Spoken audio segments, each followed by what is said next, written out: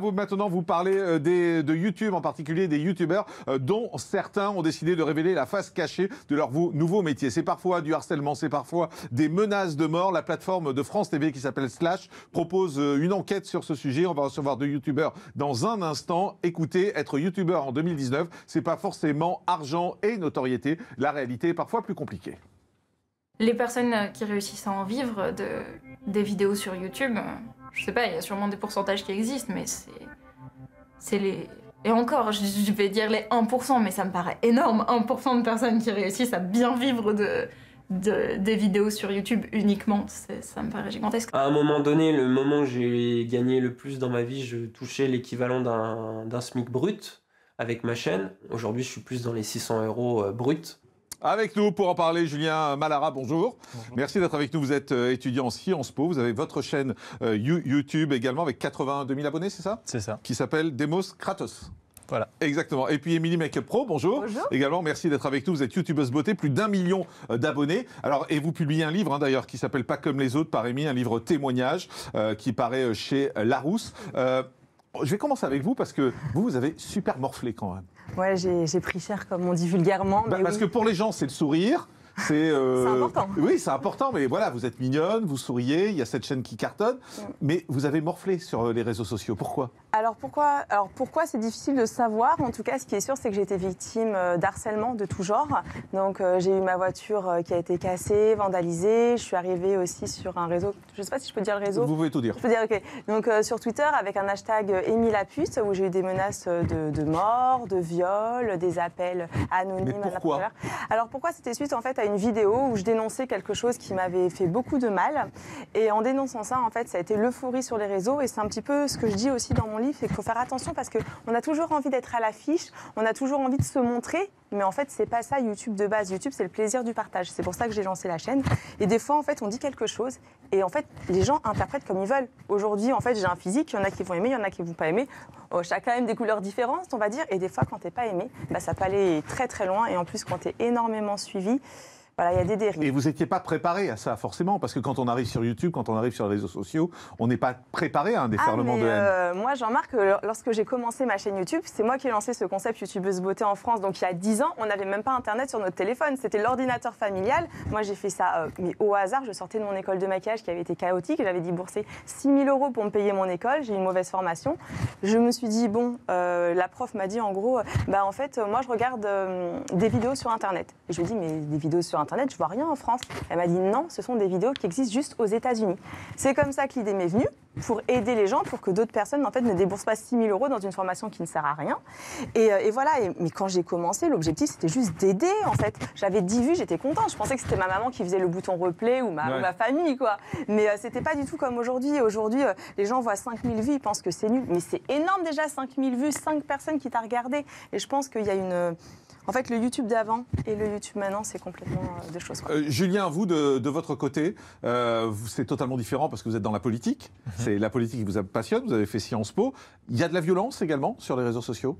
Oui, effectivement, surtout quand on parle de politique, il y a des avis divergents, il y a des gens qui vont vouloir argumenter. Mais j'ai l'impression que sur YouTube, on a quand même un débat qui est possible. C'est pas pareil, par exemple, sur Facebook, où les gens subissent les vidéos qui arrivent dans leur fil d'actualité, donc répondent beaucoup plus virulemment que sur YouTube, où ils viennent chercher ce débat. Mais quand on fait de la politique, on est forcément dans quelque chose de polémique, non ? Non, pas du tout. La politique, ça non, parce qu'il y a ceux qui sont d'accord, ceux qui ne sont pas d'accord. Donc voilà, il y a forcément du conflit quand même. Mais c'est là où on se sert du conflit pour discuter et approfondir un sujet plutôt que pour faire un débat et arriver à aucune conclusion. Quand vous entendez Amy qui raconte ce qu'elle a vécu, ça vous fait peur parfois ? Est-ce que vous n'avez pas peur un jour, et je ne vous le souhaite pas bien évidemment, mais de devenir un peu tête de turc, comme ça vous est arrivé, et de vous prendre des déferlements sur une phrase ? On l'a vu, c'est parfois, c'est une phrase, c'est un mot, ça vous fait pas peur ça ? Parce que vous êtes jeune, vous avez quel âge ? 24 ans. Ouais, vous êtes tout jeune. Ouais, voilà, mais j'ai des amis vidéastes comme Danny Caligula qui, lui, s'est pris énormément de harcèlement sur YouTube pour des propos politiques. Moi, je ne l'ai pas encore vécu, donc je ne l'appréhende pas encore. Mais ça vous fait peur, vous y pensez ?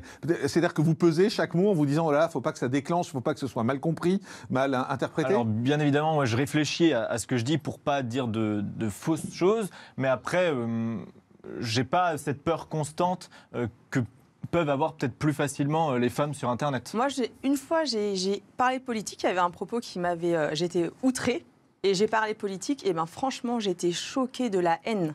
Ah ouais. À la haine. Ah non, mais c'était terrible. Voilà. Est-ce que ça a changé votre façon justement de faire des vidéos et de parler sur les réseaux sociaux? YouTube? Ouais. Ah non, moi je suis sans filtre, hein, je dis ce que je pense. En fait, tu peux menacer, tu peux faire ce que tu veux. Moi, je dis ce que je pense.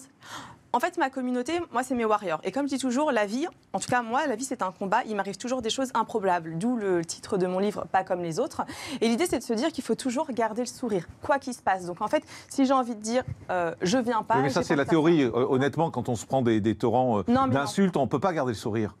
Ah non, j'ai pleuré forcément, Bah oui. non, j'ai eu peur. Moi, ce qui m'a fait le plus peur, c'est pas pour moi parce que j'assume ce que je fais, mais moi j'avais peur pour ma famille. J'avais vraiment peur qu'on aille embêter ma petite sœur qui me ressemble comme deux gouttes d'eau, qu'on la prenne pour moi et qu'on l'agresse.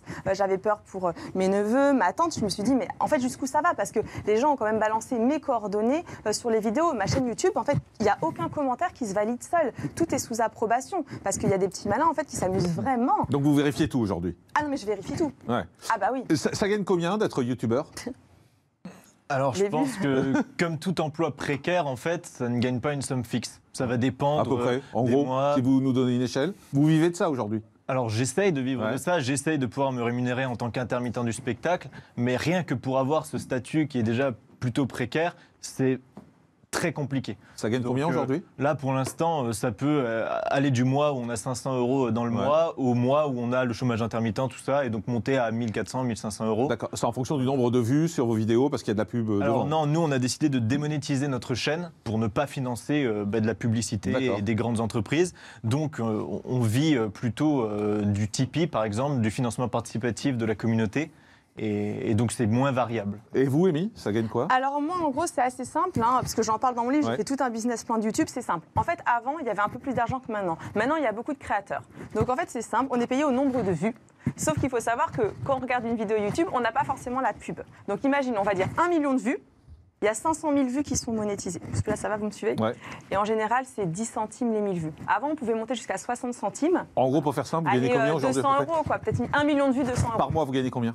Moi, actuellement, Oui. moi, je gagne 300 € par mois. En ce moment, c'est une catastrophe. 300 € par mois. Ah ouais, ouais. Ah oui, donc c'est pas la belle vie YouTube, c'est la vie qui fait rêver, tout ça. C'est le plaisir du partage YouTube. Ouais. En fait, ce qui va vous faire payer, c'est les partenariats. C'est absolument pas les vues. C'est une utopie. C'est les journalistes qui ont crié au 1 € les 1000 vues. C'était peut-être $1. Mais Ouais. c'est n'importe quoi. Et vous rêvez de faire de la télé? J'aimerais, ouais, c'est mon rêve. Ouais. Et vous aussi? Non. Non? De la politique à la télé, non?